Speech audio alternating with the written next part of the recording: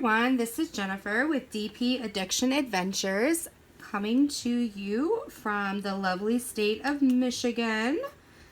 I hope everyone is having a wonderful start to their week.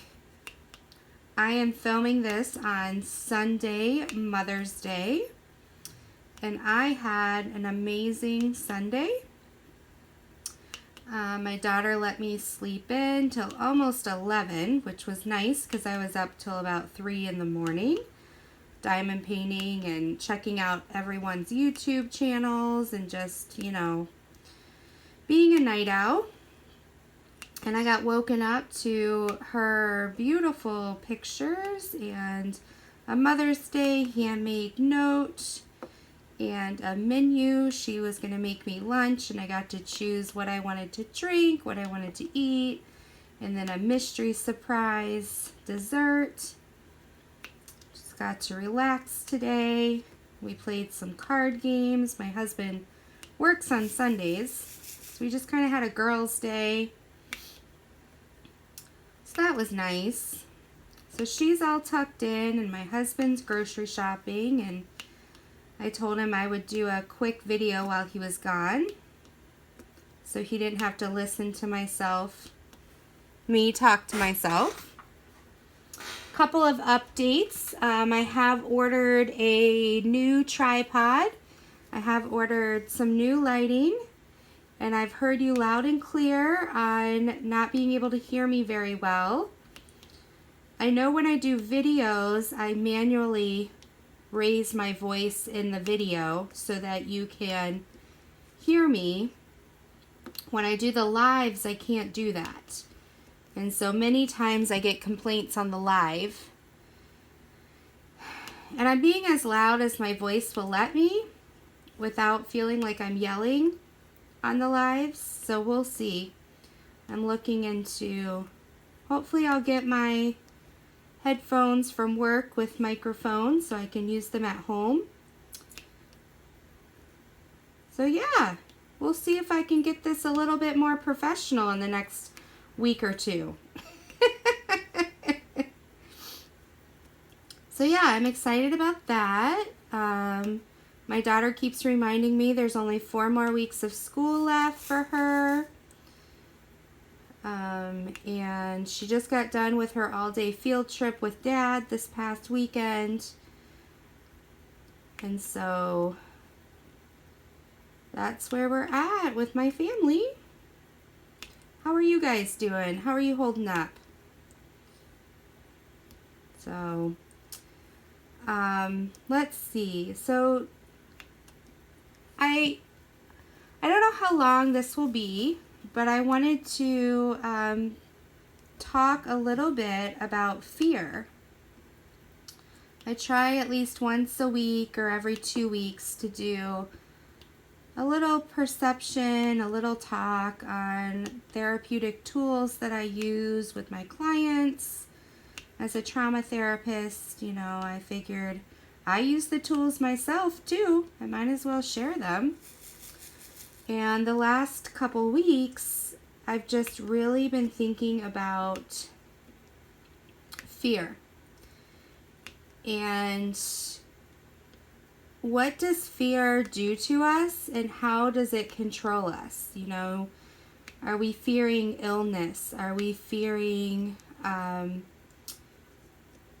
our health?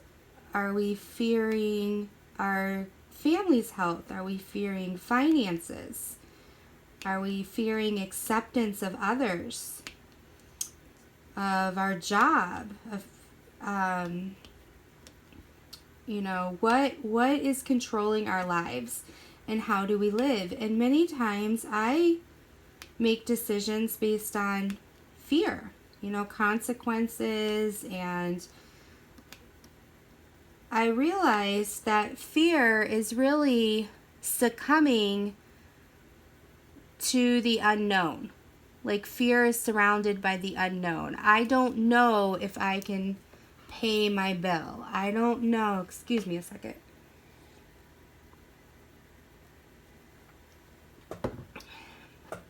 Yeah, my cup This is last night's cup, and this is tonight's cup, and I don't have any room, so I stacked them.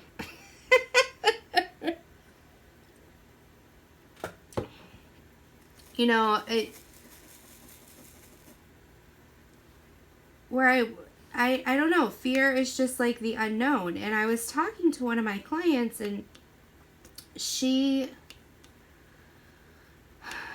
was really struggling with the fact that because she's an asylum case, she does not know how her parents are doing. She doesn't know if they're alive. She doesn't know. They don't know she's alive and safe. And so we were talking about this fear, and that's where this came from. This talk I want to talk about, because I started, you know, we were both verbally processing her fear together, and I was listening and, you know, just kind of interjecting every now and then to encourage her. And she came to the result that, you know, her nightmares and her fear are the fear of the worst with her parents, that they're dead or they were captured or something was going on. And so we were discussing this, and I said, you know, what would happen if you lived the next year of your life fearing this, and then to come to find out your parents were fine. They ended up moving from the country they're being persecuted in, moving outside the country like you did, and they were fine. They were just missing you, and you know, they weren't in danger. And I said, would you have wasted a whole year of your life worrying and having this fear, or, you know, was it worth it? And she said, I'd be wasting my whole life, or that whole year. I said, okay, so what if you didn't fear and you tried to think about, you know, maybe they're in a good place, maybe they had opportunities, you know, praying for them or thinking of them, and trying to live your life day by day as a respect or honor for them, and then found out they were fine, how would that feel? And she was like, yeah, I wouldn't have wasted the year. And I said, and then what if you did the same thing and then you found out that they were, you know, actually in danger? I said, would that have wasted the whole year of not worrying, and then now you're worrying when the time is right and you have the knowledge? And she said, no, because I would have had a year of good memories, good support, good learning, you know, building myself back up. And then when I found out the truth, I could deal with the truth as the truth came at me. I said, okay. I said, so what of the three paths do you think is best for you? And she said, the last one, or the middle one. I don't know what the result of my fear is, and so therefore I'm going to accept today's presence and what today has given me. And so yeah, we came up with that, and I just started thinking about, okay, when we become afraid, we hit a fork in the road, and that fork is, you know, am I going to allow this fear to dictate and control my decisions, or am I going to be as objective as I can, make decisions, move forward, and when the situation occurs, then deal with it? And I just wanted to talk about that. And how do we do that? How do we accept the present and not worry about what could have, should have, would have been, or what will be? You know, because we can't change the future, we can't change the past. I had somebody once tell me, there's 2 days in your life you can never control, yesterday and tomorrow. And that's so profound, and I don't know where the person got it. It could be from someone famous. I never looked it up, but that was just really profound, and that stuck with me because it's so true. So when we fear, you know, for instance, when my husband was in the hospital and I didn't know if he was going to die the next day. I didn't know if the doctor was going to tell me that, he had cancer or he had some disease. And so when I would go to bed at night and I would want to cry myself to sleep, sometimes I did, and that's okay. It's okay to be scared. It's okay to have fear. But when the fear starts controlling how we respond and how we live life, that's when we're in survival mode. That's when that fight, flight, and freeze kick in, and our logic disappears, and we lose sight of decisions and joy that we could have had because we're stuck in survival mode. So don't get me wrong. I am not saying that we should not be afraid. I am not saying that we shouldn't have worry. What I am saying is how we deal with that and how we let it control our lives. So, what does that mean for me? Because that's all fine and dandy, but then how do I accept today? And many times it's just talking to myself and saying, you know what, if I am so worried about tomorrow, I'm going to forget the laughter of my daughter today. So I need to focus on her in front of me and focus on her laughing today or the homework today, or what does that lead me to? You know, if I have a doctor's appointment tomorrow and I'm scared, you know, this happened when I was going through my miscarriages. You know, I found out that when you have 7 miscarriages in 2.5 years, when you get pregnant, you just lose all hope. And you just think to yourself, well, this isn't going to go through. At least I did. And I finally had to say, you know, why am I living my life like this? I need to enjoy what I know today. I need to enjoy the idea that I'm pregnant. I need to enjoy, because I didn't know if I was going to miscarry or not. And so why am I throwing myself into depression or into anxiety attacks when I don't know the future?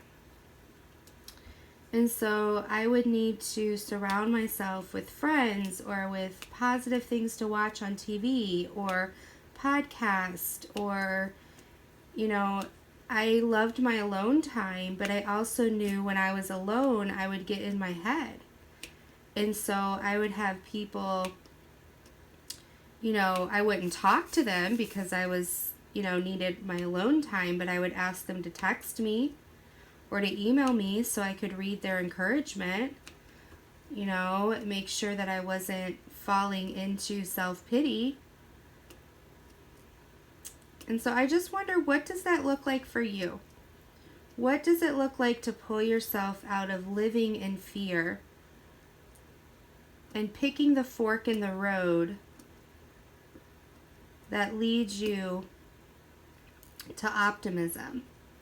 You know, or leads you to being present today? What does that look like?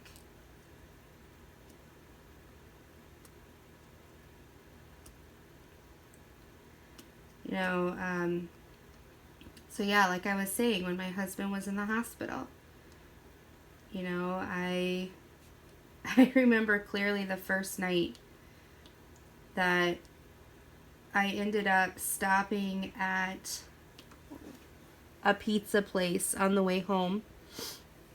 And I love pepperoni pizza. And so I asked for double pepperoni and extra cheese. And it was fresh out of the oven, and I came and I was beside myself, you know, my daughter was at somebody's house. I was by myself. I took the dog out. And then I settled in bed, put on my favorite TV show, and I ate this warm, greasy, yummy pizza. And I didn't have to share it. And I just thought to myself, you know, I was very, very sad and I was very worried. And my husband wasn't in bed next to me. He was at the hospital. And I just was like, all right, we're going to get through this, you know, and I'm going to I'm going to enjoy this pizza. I'm going to enjoy the fact at this moment I don't have to share it. Now, granted, I was thinking to myself, you know, I like to share, but I usually don't get my own pizza. So that was the positive thing out of it. And the dog slept with me. She kept me warm. And I was like, okay, I have a roof over my head. I have a job that is letting me just take care of my family and not have to worry about work. I mean, my job was fantastic. And, you know, so yeah, I was scared. And yes, I cried. And, you know, I did have the fear, but I did not let it control me.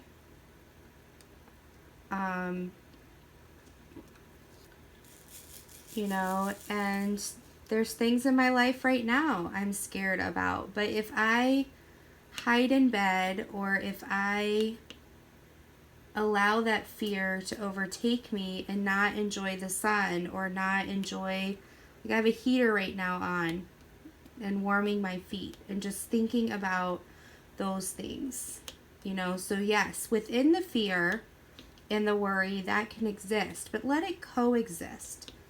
Let it coexist with other things in your life. You know, sometimes I've had to journal, and I hate journaling, but I've learned that I can journal however what I want. I can scribble, I can bullet point. I love color, so I can write words in different colored pencils or markers or gel pens.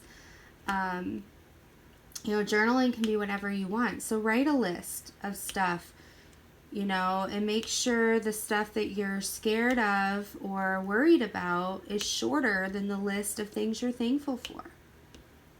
You know, I'm thankful I have a roof over my head. I'm thankful I have parents who care and came to help us take care of our daughter when Tim was in the hospital. You know, I'm thankful I have a job that allowed me to take time off.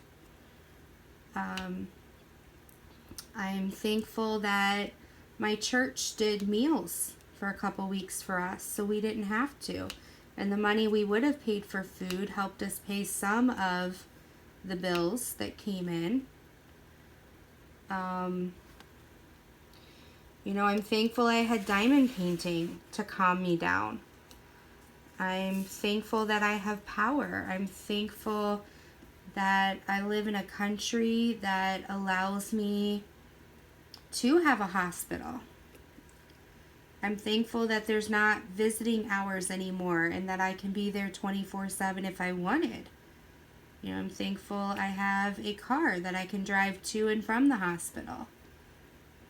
I'm thankful I have 2 legs that walk me in and out. You know, and so just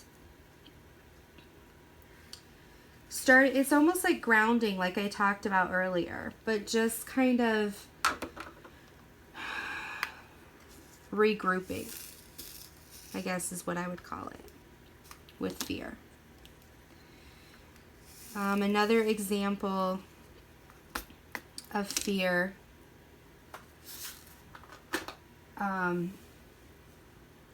so yeah, with that one client, is we just talked through, and she's like, you know what, I am going to learn what I can here in the United States, and this is my goal, and then I will be able to get a job, and then I am going to start with the reunification process with my parents. And so, you know, just working on goals and working on, okay, the goal no longer is fear. What is the new goal? So that's my take. I mean, there's no real therapeutic, like, this is how you get rid of fear. Because fear is going to exist. My therapeutic take is fear taking over your life? Are you allowing the fear of an illness, or the fear of not being good enough, or not being accepted, you know, or, you know, how are you allowing it to live in your life? And how can you take your life back if fear is overwhelming you? Because you have a choice. The choice is yours. That's the lie we tell ourselves, is that we don't have a choice. You know, many people come into my office and they're like, well, I don't have a choice. Like, this is what happened to me and this is the cards I was dealt. And I'm like, oh no, we're not going to go anywhere if that's your philosophy. Like, we always have a choice. You know, the choice is, what did you do in that situation? You know, if you were attacked and someone held you down, you know, yeah, but you had a choice. They may never have let you up, but you had a choice to scream, or you had a choice to lay flat and not, like, be quiet so you didn't get hurt more, or you had a choice to, so you did choose how to respond. You made a choice. You know, I can choose at a buffet how many things of food I'm going to eat. I can choose, if I can't afford something, I can choose not to buy it, or I can choose to buy it and then live with the consequences. You know, if people at work corner me and say, oh, you're going to take this client and I'm not, I mean, I can choose not to. Now, granted, I may get fired or let go. I don't think they'd do that, but I'm just saying. But I have a choice of how to respond. And many times fear takes that choice away and we forget that we have a choice. I'm too scared to say something, or I won't be accepted. I'm too scared to think about what the doctor's going to say. But we have a choice. So don't forget, you always have a choice. Nobody can take your choice away from you. I mean, even if you were drowning in water and you could not breathe, you have a choice whether to try to breathe the water in or to hold your breath and pass out. So no matter what situation you're in, I know that sounds a little morbid, but no matter what situation you're in, you have a choice in how you're going to respond to that situation. Do not let fear lie to you that you no longer have a choice. And if we can get that into our minds, if I can get that into my mind, then I think we would feel more empowered over our fear. You know, if the doctor told me I had a brain tumor and I was going to die in 3 months, I have a choice in how I'm going to live my next 3 months. If the mortgage company told me that they were going to foreclose on my house and I got kicked out, I have a choice in how I'm going to handle that.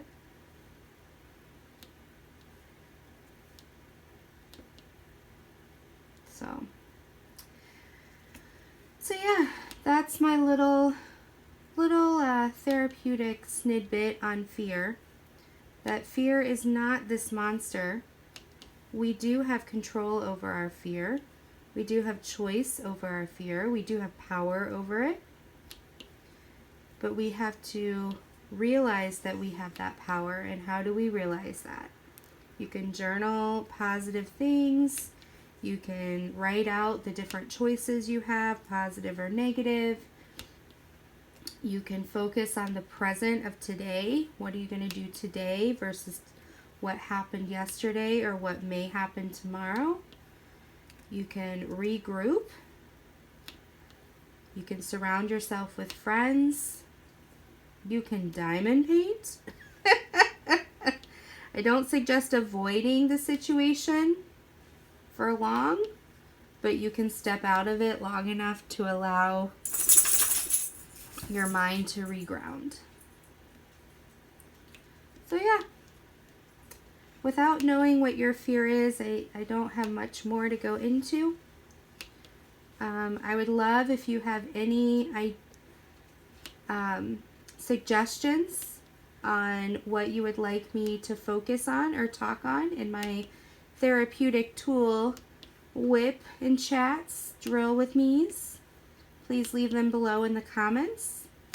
If you would like more videos on diamond painting and crafting, unboxings, drill with me's, please subscribe below. Hit the little bell if you want to be notified. And know that I love you all. I'm thinking of you all. And I hope that you have an amazing rest of your week. Until next time, be blessed. Take care. Bye-bye.